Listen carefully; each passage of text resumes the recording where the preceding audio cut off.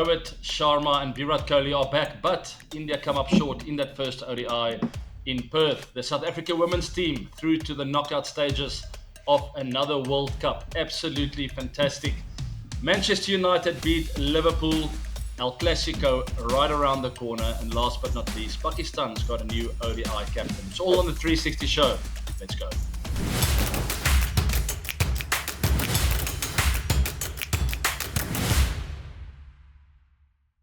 All right, guys, welcome to the 360 view. As you know, 360 seconds for the main topics of the week. We have 4 topics this week that I will cover in the 360 seconds, and I will be hitting the stop clock right now. There we go. First up, Virat Kohli, Rohit Sharma. They are back, but things don't quite look as they usually do over there in the Indian squad. They lost that first ODI, a little bit of a rain-affected game, which might have thrown them off a touch. But how easy is it for Shubman Gill to have these two big guns back? Is it unsettling or is it actually helping him? In my honest opinion, it does help to captain with a lot of experienced players around you.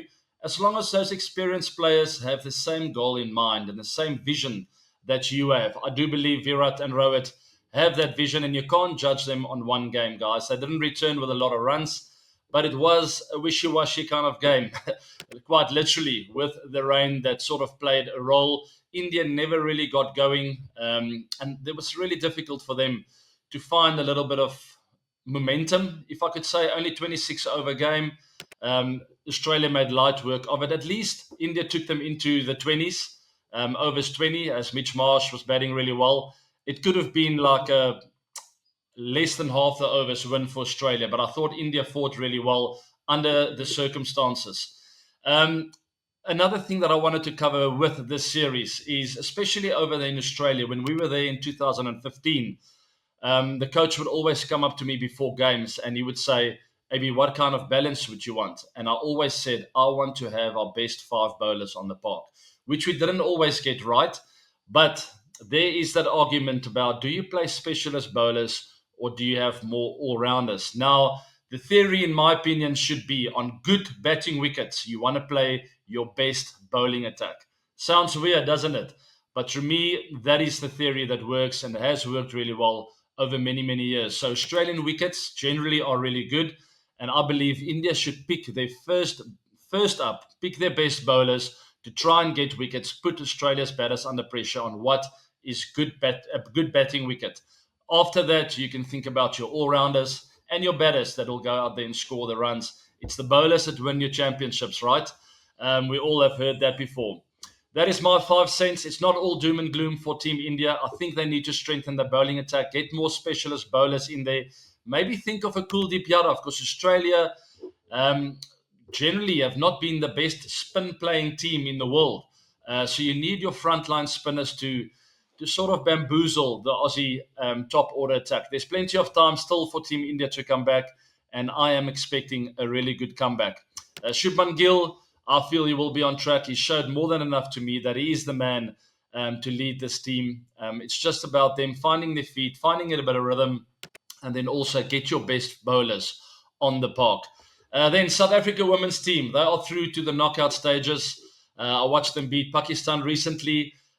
Only after losing that first game against England, they went on and they haven't lost a game since. Yes, they have Australia coming up in the final pool game, which will not be an easy one. And how do they approach that? Is it one of those where you sort of give everyone in the squad a chance to play? Or do you see it as a possibility to get a mental edge over a team that you might catch again in the knockout stages, either the semis or the finals?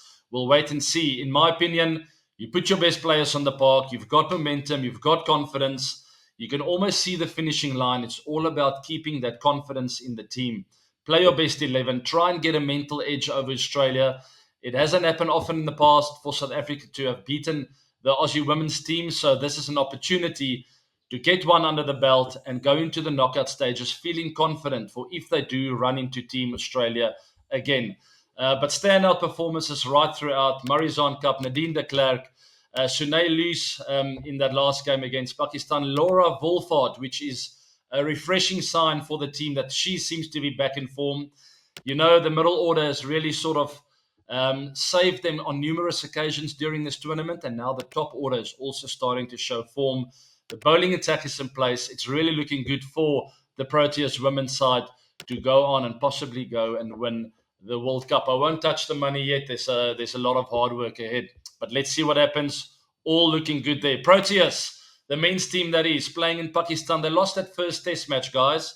Noan Ali has been a real thorn in the side for the team, as some of the batters seem to have some technical flaws against left-arm spin, or at least turning wickets as the wickets sort of break up and they take more turn as the test match progresses. So it hasn't been easy.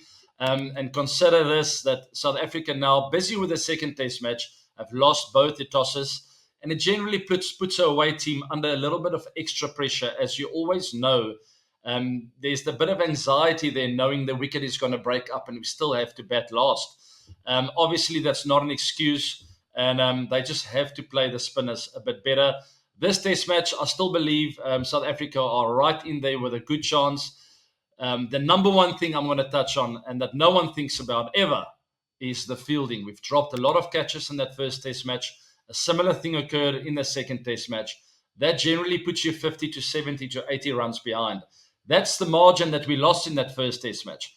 And hopefully it will not happen in that second one again. You have to keep hold of your catches, especially if you lose the toss away from home. Last but not least, I'm running out of time. It's New Zealand and England. England won that first T20 match. Standout performer, Harry Brook. Obviously also Phil Salt. New Zealand was looking good to win that first T20 international, but unfortunately got rained out. So the third T20 international between New Zealand and England will be coming soon. And of course, guys, you can watch that on FanCode over there in India. Get your subscription, your account, everything sorted out, and watch the games live. Talking about FanCode, as we move on to AB Reacts, it is El Clasico time. Now, I don't have a lot of information about all the teams. I know the big guns, the Barcelonas, the Real Madrid, Atletico Madrid, Villarreal. The list goes on, but there's quite a lot of teams too. Some of them I can't even pronounce properly, but I do love watching the main games. And that is obviously coming up this Sunday, 8:45 p.m. IST, guys. That will also be on FanCode. So it is the big match between Barcelona and Real Madrid. I don't know how many guys I'm going to upset you, but I've always been a bit of a Barca fan. I know my good friends in Mumbai are probably pulling their hair out. First of all, I just love the city. I think Barcelona is one of the best cities out there. Beautiful coastal city. I've had so many legends over the years play for them. Messi, obviously my favorite. Where Ronaldo was with Real, I always lean towards Messi. As I always thought that he had this incredible X-Factor skill out there. Anyway, long story short, Barca has won the last 4 outings. It's 4 all in ties, but Barca obviously on top with the momentum. They are struggling with a lot of injuries here. Let me read some of the names. Lua, Olmo, Gavi, Raphinha, and Torres all injured, which is a bit of a concern for them. But in the UEFA Champions League, they had a wonderful outing. I think they scored like 6 goals, if I'm not mistaken, against Olympiacos in the week. So they will have a lot of confidence going into this big El Clasico. You can watch all of that on FanCode, guys. Do not miss any of it, all right? Barca also, let's not forget, they've got Rashford there, a former Man United player, out of nowhere. I don't know what it is with Man United the last few years, but all players that seem to leave the club sort of find form elsewhere. Rashi just seems like the best player in the world, playing up front there in a different kind of role, maybe given a bit of freedom. Obviously, fantastic midfielders around him, and he's been in incredible form. As you know, I support Barca, so let's see what happens with this El Clasico this coming Sunday, and it will be on FanCode over there in India. My prediction is 2-1 for Barca. I'm just putting it out there. Let me know what you guys think. Also, Man United beat Liverpool. This is a former game that already happened. It was a fantastic match out. 2-1 for Man United. Obviously, it was away at Anfield, which makes the win for Manchester United so much better. United score first. I was quite happy in that first or second minute. I didn't expect that. And later on, Gakpo equalised. And I thought, here we go, we let it slip again. It's at Anfield, but in stepped Harry Maguire, the hero of the day. Well, it's definitely not the hero that I thought was going to be the hero, but he was, with a great header into the left corner, winning that game for Man United. The first time in 10 years for Man United to beat Liverpool at Anfield. So, guys, looking a bit better for Man United. It's back-to-back wins in the league now. Hopefully they can build on that. They also don't have the pressure of having to play in the Champions League. Yes, there's other football, but it's not quite as intense as the Champions League. So it feels to me that the players can get a bit more fresh for these Premier League games, and they seem to be finding a little bit of rhythm. Let's see how they go in the future.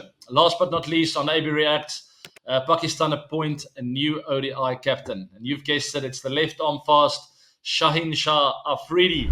I played with this guy at the Law Calanders. He's a wonderful human being, and I'm incredibly happy for him. I always thought that he's got leadership qualities. It is quite interesting sometimes to see a fast bowler as captain. We saw that with Bumrah as well, stepping in with that test series occasionally. I do like it when a bowler is the captain of a side. It's almost the unsung hero kind of role that they have. They got to run in and just bowl overs, especially in test matches. We're talking ODIs here, so but still, the bowlers are the guys who just really put in the hard yards. They set the tone. They have the ability to put the peg in the ground with the fielders on the park and sort of set the trend for the rest of the day. And that's why I like Afridi. He's always had this great aura about him, great body language. He always gives 100%. And I think it will definitely feed off on the rest of the players. So great move from Team Pakistan there as he takes over from Mohammad Rizwan. Nothing against him. I thought he did a decent job. But it's a new start for them, a fresh start. And we'll see what they come up with the new captaincy in ODIs. Obviously looking forward to that big World Cup coming up soon. All right, guys, that is all for AB Reacts. Let's move on to the com box then. On the Project Mumbai video, I want to thank all of you for your inputs, for your comments here. Thank you. You are also a social worker. Thank you. We really need India to become clean and hygienic. Being from South Africa, you think of making India clean. Thanks for that. I appreciate it. I do my best. I've always wanted to give back to India, considering all the years I've traveled there and the incredible welcome I've received over the years. It is finally my turn to give back. And with Project Mumbai and also Make a Difference organization, I try and make the world a better place, or make India a better place at least, and in small steps at a time, which is always important. You don't tackle the whole, you don't take on Goliath in one go. You think you sort of plan strategy around it, get game plans in place, ultimately to get the big impact. That is the plan. This video truly touched my heart. I don't know why, but it made me feel so peaceful and happy. It reminded me that even small actions can make a big difference. Exactly what I just mentioned now.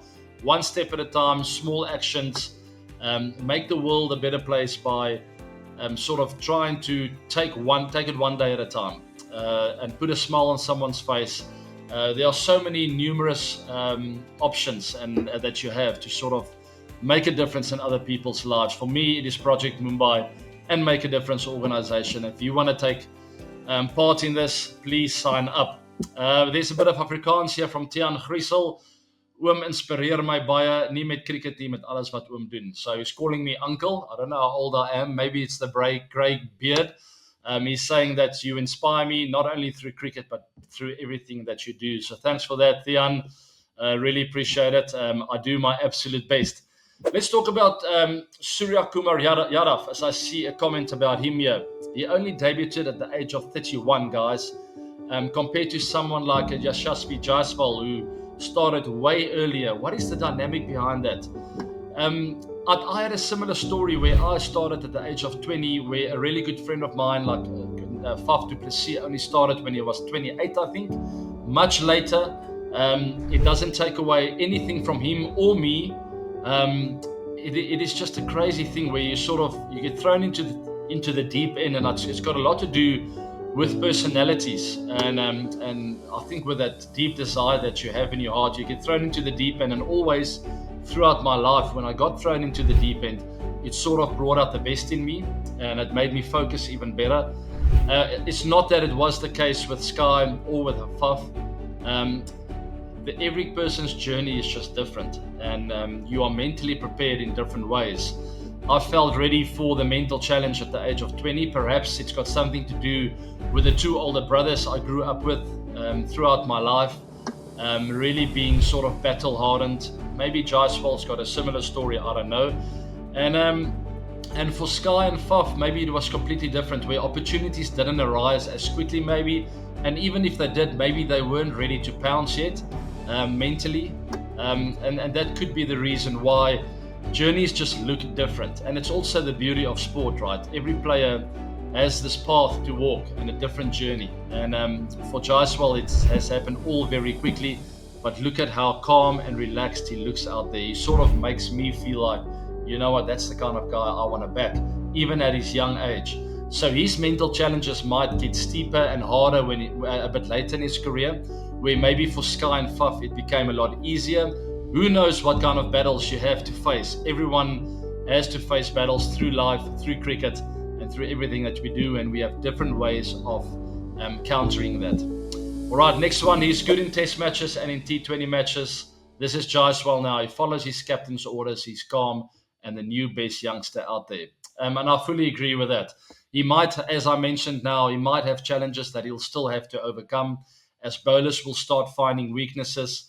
Maybe for him, there will be a couple of mental battles he'll need to overcome over time.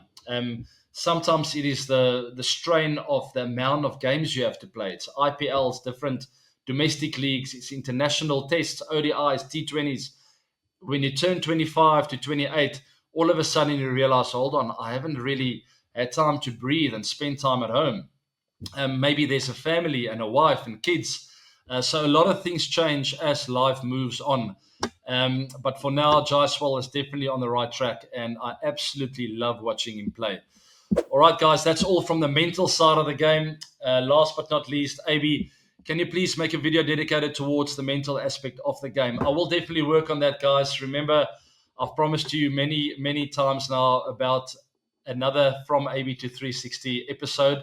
It will be coming soon. I had a little accident on my ankle recently, so I've been on my backside for the last few days, trying to get that healed. I will be back up and running soon, and I've got a lot to share when it comes to the mental side of things. And then last but not least, Too Cool for School, the last segment.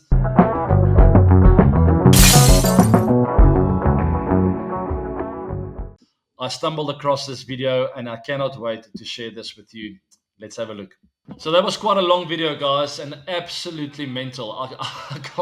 I use the word mental because it drained me mentally to think, why did the defenders not come up? Did they not want to embarrass themselves? What exactly happened there? Was it something they sort of discussed before the game? You know what, at the 85th minute, we're just going to take like a 3-minute breather and show our skills, but you guys are not allowed to come over the halfway. I don't know what took place there. It was absolutely crazy to watch. And when they decided finally to pull the trigger, they actually went on to find the left corner there and score the winning goal. I've never seen this in a competitive match. It seems like it was live on SuperSport. I don't know the two teams. It's obviously also not on grass. It looks like one of the rural areas somewhere in South Africa. It's obviously some kind of league. I'm going to get you more information on that and what actually took place. I loved some of the skills I saw there. It put smiles on the people's faces who were watching the game. But for them to then finally, with that sort of, you put pressure on yourself, when you do little tricks like that. You put pressure on yourself, because now if you mess it up, people will go like, yeah, you're taking the mickey out of the game. Why do you embarrass yourselves like that? But then they actually went and followed through with a goal, winning the game, running off into the distance there and celebrating with the crowd. Absolutely incredible scenes. I will get some more information about that game for you guys. Guys, thanks for joining me on this week's 360 show. Like, share, and subscribe as per usual. I hope you enjoyed this week's show, and I will be seeing you on a live session this coming Saturday. Take care and have a wonderful week. Bye now. Okay, can I go? Sorry, I forgot to say the FanCode thing because it was beep, beep, beep.